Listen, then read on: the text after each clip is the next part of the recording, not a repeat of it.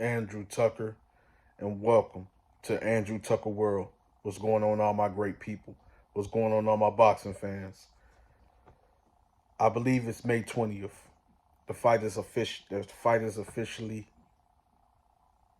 done. The fight is officially announced, and it's going to be a great fight between the young lion versus somewhat of the old lion. You got a veteran, elite level, very skillful veteran in Vasiliy Lomachenko and Vasiliy Lomachenko. Um, and he's up against the young lion, very skilled, elite level fighter, young, talented, gifted fighter himself, and Devin the Dream Haney. It's going to be a great fight. The Dream versus the Matrix versus High Tech. It's going to be a great fight. Stylistically, it's going to be a very competitive fight, very challenging fight for Devin Haney and for Vasiliy Lomachenko. It's going to be a very competitive fight. Both of these fighters is very good at working the angles. Both of these fighters has very good very good with their lateral movement. Both fighters are very good at working the angles. Both fighters are very good at pivoting. Both fighters are good at getting in, getting out, um, getting in range, getting out of range. Both of these fighters, uh, both of these fighters. I don't know if people knew this or not, but both of these fighters could be very technically sound fighters, whether it's orthodox or southpaw. Both fighters, they can switch stances and things of that nature. Both fighters are well calculated, very calculated, elite level fighters. And as I do film study, as I've been paying attention and watching, observing both of these fighters, Vasiliy Lomachenko and Devin Haney, this is a great fight. This is a legacy defining fight. A legacy defining fight. This is a major test for Devin Haney. Um, I don't see this being easy, but I could be wrong. Devin Haney could very well get in there and win every round. I don't see him stopping Vasiliy Lomachenko. But just like I don't see Vasiliy Lomachenko stopping Devin Haney, I just think it's just going to be a very tough, challenging fight for Devin Haney. Um, when you look at the skill, when you look at the attributes of both fighters, this is this is this is preparing us to get ready for a very high-paced fight. Some people, well, Loma wasn't the same. I seen a decline in Loma. They taking away Jermaine Ortiz.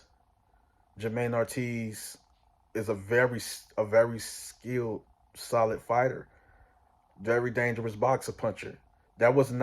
He's not an easy fight for no fighter. I don't to be honest with you, I know he stepped up against Vasiliy Lomachenko. He didn't do bad at all. He came to fight. He made the necessary adjustments. He won rounds. It's like 1 minute the boxing fans can praise the fighter, then the next minute they tearing the fighter down because he didn't get the win or because he came up short. But I respect every fighter that step in the ring, win or lose, because they step in there to want to prove themselves. They step in there to want to be great. Yes, of course they have to get paid. They're prize fighters. Of course they're in there for the reward. You know, um, and they have to take care of their families. They want to live a comfortable life. Hopefully, it's a and consistent, healthy, and very, very way, very a very good way of living, a successful way of living, having longevity is, of course, having fun sometimes. It's not nothing wrong with that, but not being reckless, out of control, and getting into trouble and stuff like that. So living a nice, good, um, humble life, you know what I mean? Nice, good, fun, humble life, wealthy life is what they want. That security. They want to leave a legacy for their family when they're gone, when they have passed away and moved and have no longer here on the earth. They want to make sure that their family is secured. They want to make sure that their legacy is secured. They want to make sure they leave a legacy for their family as well. So they don't have to have a struggle or, you know, go deal with a financial issue, a financial battle where they have to work and struggle. So that's what every fighter want. They want that strong foundation. They want that security for their family. They want to make sure that they don't struggle and their families, families, what I'm saying, don't have to go through. But I just think that, this is a chess match. I love to say this, but it's another one of those type of fights. And normally when I tell you guys this, it always end up being that way. This is a chess match that turns into a war, that turns back into a chess match, that turns to a war, that turns into a war again. And it's an epic battle between two technically sound fighters. People always saying Devin Haney is a born fighter. You know what I mean? He's a born fighter. All he does is just stick and move. He don't press the attack. I mean, the last fight with George Kambosos Jr., he went to war with him. I don't know what you guys are paying attention to. I don't know what you guys are watching. I don't know if you guys really know boxing like that. I don't know if you guys really know what you're really watching or really what you're paying attention to.